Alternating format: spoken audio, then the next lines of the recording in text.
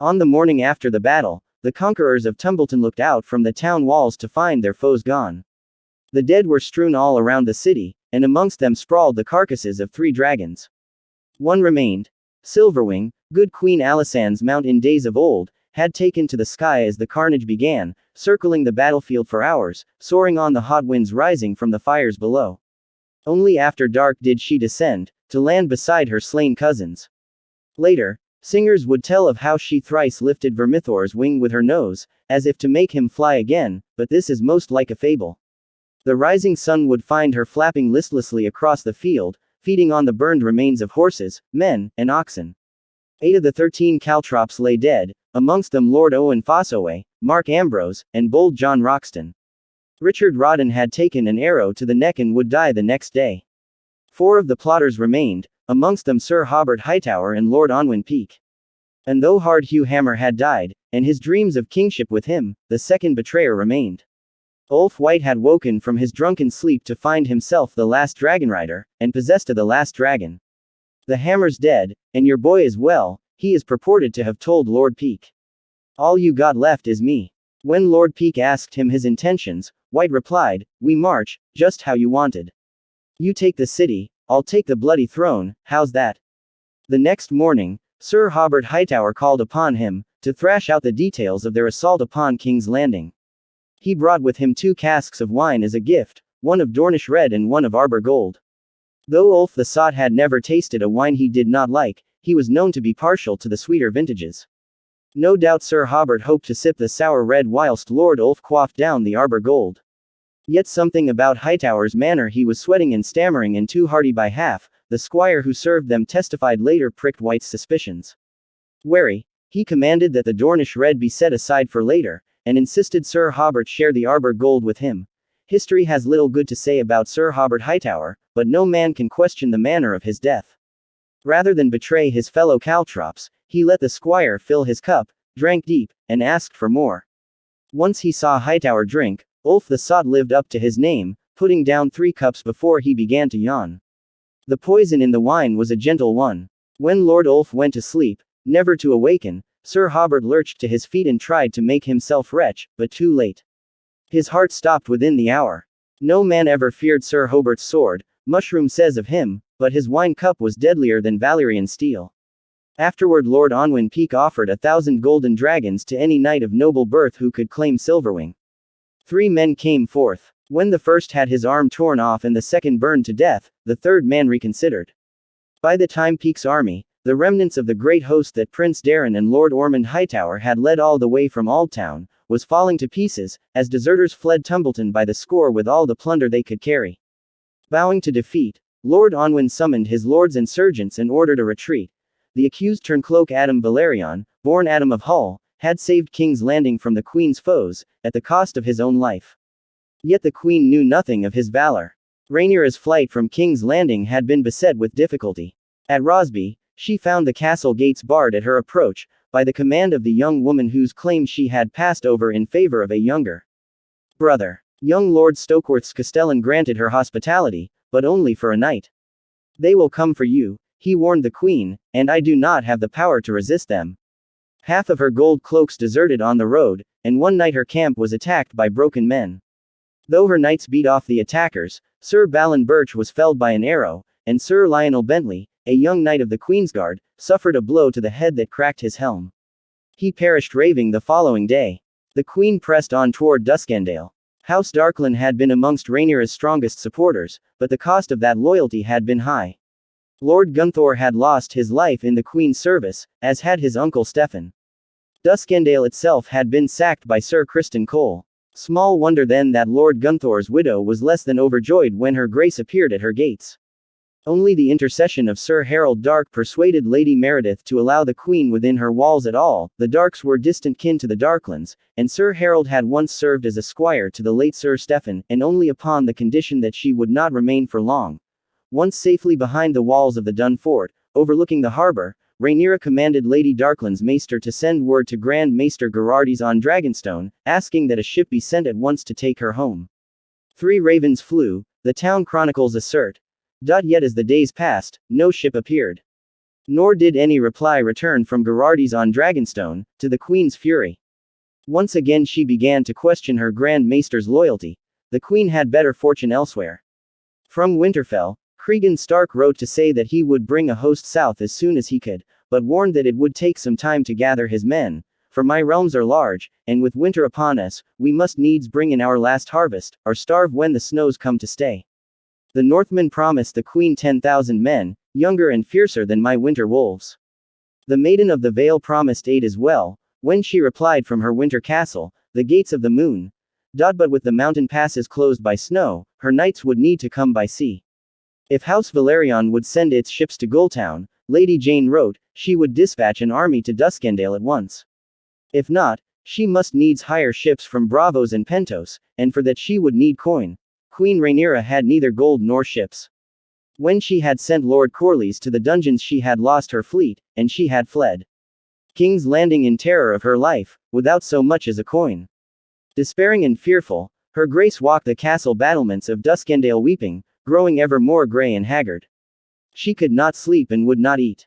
Nor would she suffer to be parted from Prince Aegon, her last living son. Day and night, the boy remained by her side, like a small pale shadow. When Lady Meredith made it plain that the queen had overstayed her welcome, Rhaenyra was forced to sell her crown to raise the coin to buy passage on a Bravosea merchantman, the Violand. Sir Harold Dark urged her to seek refuge with Lady Arryn in the Vale, whilst Sir Medric Manderley tried to persuade her to accompany him and his brother Sir Torrhen back to White Harbour, but her grace refused them both. She was adamant on returning to Dragonstone. There she would find dragon's eggs. She told her loyalists, she must have another dragon, or all was lost. Strong winds pushed the Violand closer to the shores of Driftmark than the queen might have wished, and thrice she passed within hailing distance of the sea snake's warships, but Rhaenyra took care to keep well out of sight. Finally the Bravosea put into the harbor. Below the Dragonmont on the eventide, the queen had sent a raven from Duskendale to give notice of her coming, and found an escort waiting as she disembarked with her son Aegon, her ladies, and 3 Queensguard knights. The gold cloaks who had ridden with her from King's Landing stayed at Duskendale, whilst the Manderleys remained aboard the Violand, bound for White Harbour. It was raining when the queen's party came ashore, and hardly a face was to be seen about the port. Even the dockside brothels appeared dark and deserted, but her grace took no notice. Sick in body and spirit, broken by betrayal, Rhaenyra Targaryen wanted only to return to her own seat, where she imagined that she and her son would be safe. Little did the queen know that she was about to suffer her last and most grievous treachery. Her escort, 40 strong, was commanded by Sir Alfred Broome, one of the men left behind when Rhaenyra had launched her attack upon King's Landing. Broome was the most senior of the knights at Dragonstone, having joined the garrison during the reign of the old king. As such, he had expected to be named as Castellan when Rhaenyra went forth to seize the Iron Throne. But Sir Alfred's sullen disposition and sour manner inspired neither affection nor trust, Mushroom tells us, so the queen had passed him over in favor of the more affable Sir Robert Quince. When Rhaenyra asked why Sir Robert had not come to meet her, Sir Alfred replied that the queen would be seeing our fat friend at the castle. And so she did, though Quince's charred corpse was burned beyond all recognition when they came upon it. Only by his size did they know him, for Sir Robert had been enormously fat. They found him hanging from the battlements of the gatehouse beside Dragonstone's steward, captain of the guard, master at arms, in the head and upper torso off Grand Maester Geraardes. Everything below his ribs was gone, and the Grand Maester's entrails dangled down from within his torn belly like so many burned black snakes. The blood drained from the queen's cheeks when she beheld the bodies, but young Prince Aegon was the first to realize what they meant. "Mother, flee," he shouted, but too late. Sir Alfred's men fell upon the queen's protectors. An axe split Sir Harold Darkey's head before his sword could clear its scabbard, and Sir Adrian Redford was stabbed through the back with a spear. Only Sir Loreth Lansdale moved quickly enough to strike a blow in the queen's defense, cutting down the first 2 men who came at him before being slain himself. With him died the last of the Queensguard. When Prince Aegon snatched up Sir Harold's sword, Sir Alfred knocked the blade aside contemptuously. The boy, the queen, and her ladies were marched at spearpoint through the gates of Dragonstone to the castle ward. There, as Mushroom put it so memorably many years later, they found themselves face to face with a dead man and a dying dragon. Sunfire's scales still shone like beaten gold in the sunlight, but as he sprawled across the fused black Valyrian stone of the yard, it was plain to see he was a broken thing. he who had been the most magnificent dragon ever to fly the skies of Westeros. The wing all but torn from his body by Melis jutted at an awkward angle, whilst fresh scars along his back still smoked and bled when he moved. Sunfire was coiled in a ball when the queen and her party first beheld him. As he stirred and raised his head, huge wounds were visible along his neck, where another dragon had torn chunks from his flesh. On his belly were places where scabs had replaced scales, and where his right eye should have been was only an empty hole, crusted with black blood. One must ask, as Rhaenyra surely did, how this had come to pass. We now know much and more that the queen did not. For that we must be grateful to Grand Maester Munkin, for it was his true telling, based in large part on the account of Grand Maester Orwyle, that revealed how Aegon II came to Dragonstone. It was Lord Larys Strong the Clubfoot, who spirited the king and his children out of the city when the queen's dragons first appeared in the skies above King's Landing. So as not to pass through any of the city gates, where they might be seen and remembered, Lord Larys led them out through some secret passage of Maegor the Cruel, of which only he had knowledge. It was Lord Larys who decreed the fugitives should part company as well, so that even if one were taken, the others might win free. Sir Rickard Thorne was commanded to deliver 2-year-old Prince Maelor to Lord Hightower. Princess Jaehaera, a sweet and simple girl of 6, was put in the charge of Sir Willis Fell, who swore to bring her safely to Storm's End. Neither knew where the other was bound, so neither could betray the other if captured, and only Larys himself knew that the king, stripped of his finery and clad in a salt-stained fisherman's cloak, had been concealed amongst a load of codfish on a fishing skiff in the care of a bastard knight with kin on Dragonstone. Once she learned the king was gone, the Clubfoot reasoned, Rhaenyra was sure to send men hunting after him. But a boat leaves no trail upon the waves, and few hunters would ever think to look for Aegon on his sister's own island, in the very shadow of her stronghold. All this Grand Maester Orwyle had from Lord Strong's own lips, Munkin tells us, and there Aegon might have remained, hidden yet harmless, dulling his pain with wine and hiding his burned scars beneath a heavy cloak, had Sunfire not made his way to Dragonstone. We may ask what drew him back to the Dragonmont, for many have. Was the wounded dragon, with his half-healed broken wing, driven by some primal instinct to return to his birthplace, the smoking mountain where he had emerged from his egg? Or did he somehow sense the presence of King Aegon on the island, across long leagues and stormy seas, and fly there to rejoin his rider? Septon Eustace goes so far as to suggest that Sunfire sensed Aegon's desperate need. But who can presume to know the heart of a dragon? After Lord Wally's Mutin's ill-fated attack drove him from the field of ash and bone outside Rook's Rest, history loses sight of Sunfire for more than half a year. Certain tales told in the halls of the Crabs and Bruins suggest the dragon might have taken refuge in the dark piney woods and caves of Crackclaw Point for some of that time. Though his torn wing had mended enough for him to fly, it had healed at an ugly angle, and it remained weak. Sunfire could no longer soar, nor remain in the air for long, but must needs struggle to fly even short distances. The fool Mushroom, cruelly, says that whereas most dragons moved through the sky like eagles, Sunfire had become no more than a great golden fire-breathing chicken, hopping and fluttering from hill to hill. Yet this fire-breathing chicken crossed the waters of Blackwater Bay. For it was Sunfire that the sailors on the Nysaria had seen attacking Grey Ghost. Sir Robert Quince had blamed the cannibal, but Tom Tangletong, a stammerer who heard more than he said, had plied the Volantons with ale, making note of all the times they mentioned the attacker's golden scales. The cannibal, as he knew well, was black as coal. And so the two Toms and their cousins, a half-truth, as only Sir Marston shared their blood, being the bastard son of Tom Tanglebird's sister by the knight who took her maidenhead, set sail in their small boat to seek out Grey Ghost's killer. The burned king and the maimed dragon each found new purpose in the other. From a hidden lair on the desolate eastern slopes of the Dragonmont, Aegon ventured forth each day at dawn, taking to the sky again for the first time since Rook's Rest, whilst the two Toms and their cousin Marston Waters returned to the other side of the island to seek out men willing to help them take the castle. Even on Dragonstone, long Queen Rhaenyra's seat and stronghold, they found many who misliked the queen for reasons both good and ill. Some grieved for brothers, sons, and fathers slain during the sowing or during the Battle of the Gullet, some hoped for plunder or advancement, whilst others believed a son must come before a daughter, giving Aegon the better claim. The queen had taken her best men with her to King's Landing. On its island, protected by the sea snake's ships and its high Valyrian walls, Dragonstone seemed unassailable, so the garrison her grace left to defend it was small, made up largely of men judged to be of little other use. graybeards and green boys, the halt and slow and crippled, men recovering from wounds, men of doubtful loyalty, men suspected of cowardice. Over them Rhaenyra placed Sir Robert Quince, an able man grown old and fat.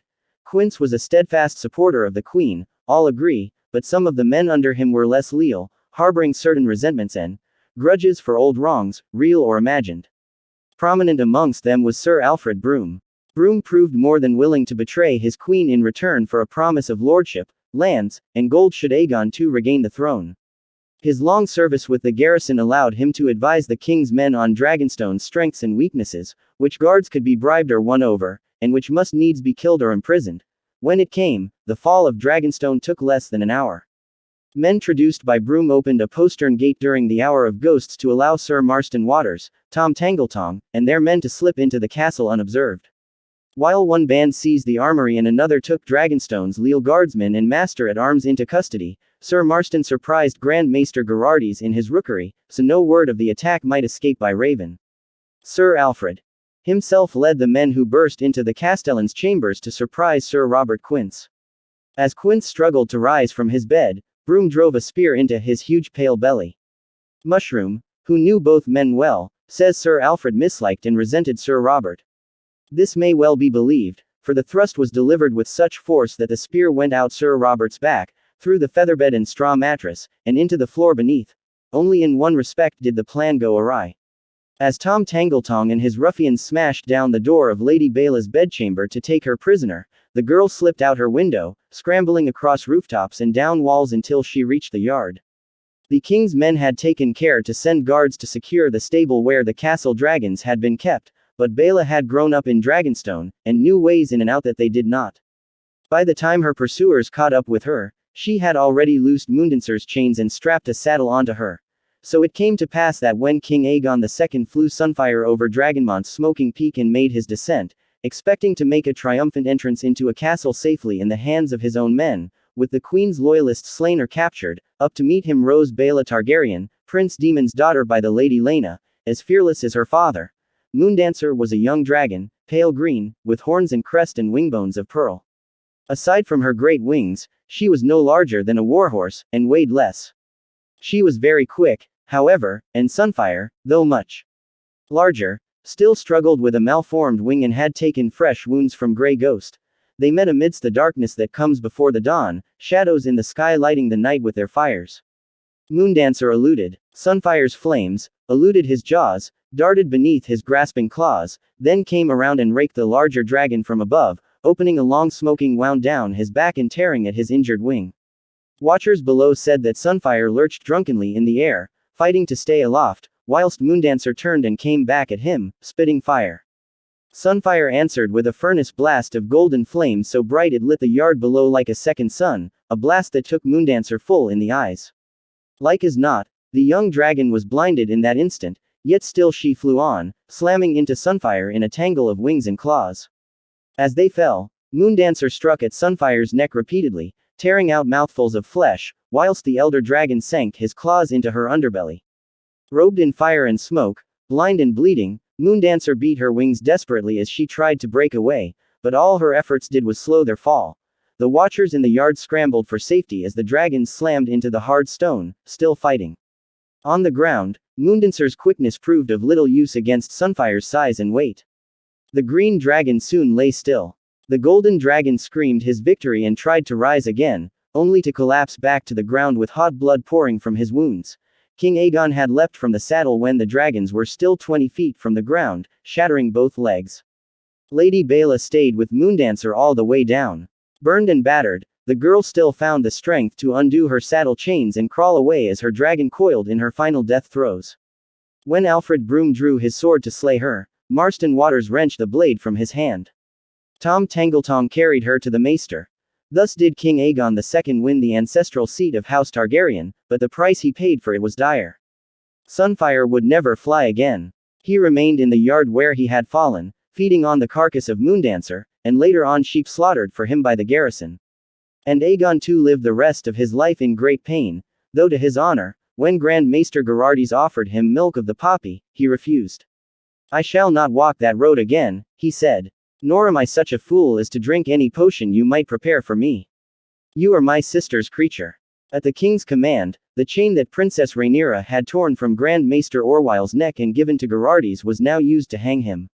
He was not given the quick end of a hard fall and a broken neck, but rather a slow strangulation, kicking as he gasped for air. Thrice, when he was almost dead, Gerardes was let down and allowed to catch a breath, only to be hauled up again. After the third time, he was disemboweled and dangled before Sunfire so the dragon might feast upon his legs and innards, but the king commanded that enough of the Grand Maester be saved so he might greet my sweet sister on her return. Not long after, as the king lay in the stone drum's great hall, his broken legs bound and splinted, the first of Queen Rhaenyra's ravens arrived from Duskendale. When Aegon learned that his half-sister would be returning on the Violand, he commanded Sir Alfred Broom to prepare a suitable welcome for her homecoming. All of this is known to us now. None of this was known to the queen when she stepped ashore into her brother's trap. Septon Eustace, who had no love for the queen, tells us Rhaenyra laughed when she beheld the ruin of Sunfire the Golden. Whose work is this? He has her saying, we must thank him. Mushroom, who had much love for the queen, tells a different tale. In his account, Rhaenyra says, how has it come to this? Both accounts agree that the next words were spoken by the king. Sister, he called down from a balcony. Unable to walk, or even stand, he had been carried there in a chair. The hip shattered at Rook's Rest had left Aegon bent and twisted, his once handsome features had grown puffy from milk of the poppy, and burned scars covered half his body. Yet Rhaenyra knew him at once, and said, dear brother. I had hoped that you were dead. After you, Aegon answered. You are the elder. I am pleased to know that you remember that, Rhaenyra answered. It would seem we are your prisoners. But do not think that you will hold us long. My leal lords will find me. If they search the seven hells, mayhaps, the king made answer, as his men tore Rhaenyra from her son's arms. Some accounts say it was Sir Alfred Broom who had hold of her arm, others name the two Toms, Tanglebeard the father and Tangletong the son. Sir Marston Waters stood witness as well, clad in a white cloak, for King Aegon had named him to his kingsguard for his valor. Yet neither Waters nor any of the other knights and lords present in the yard spoke a word of protest as King Aegon II delivered his half-sister to his dragon. Sunfire, it is said, did not seem at first to take any interest in the offering, until Broom pricked the queen's breast with his dagger. The smell of blood roused the dragon, who sniffed at her grace, then bathed her in a blast of flame, so suddenly that Sir Alfred's cloak caught fire as he leapt away. Rhaenyra Targaryen had time to raise her head toward the sky and shriek out one last curse upon her half-brother before Sunfire's jaws closed round her, tearing off her arm and shoulder. Septon Eustace tells us that the golden dragon devoured the queen in 6 bites, leaving only her left leg below the shin, for the stranger. Alinda Massey, youngest and gentlest of Rhaenyra's ladies-in-waiting, supposedly gouged out her own eyes at the sight, whilst the queen's son Aegon the Younger watched in horror, unable to move. Rhaenyra Targaryen, the realm's delight and half-year queen, passed from this vale of tears upon the 22nd day of the 10th moon of the 130th year after Aegon's conquest. She was 33 years of age. Sir Alfred Broom argued for killing Prince Aegon as well, but King Aegon forbade it. Only 10, the boy might yet have value as a hostage, he declared. Though his half-sister was dead, she still had supporters in the field who must needs be dealt with before his grace could hope to sit the Iron Throne again. So Prince Aegon was manacled at neck, wrist, and ankle, and led down to the dungeons under Dragonstone. The late queen's ladies-in-waiting, being of noble birth, were given cells in Sea Dragon Tower, there to await ransom. The time for hiding is done, King Aegon II declared. Let the ravens fly that the realm may know the pretender is dead, and their true king is coming home to reclaim his father's throne.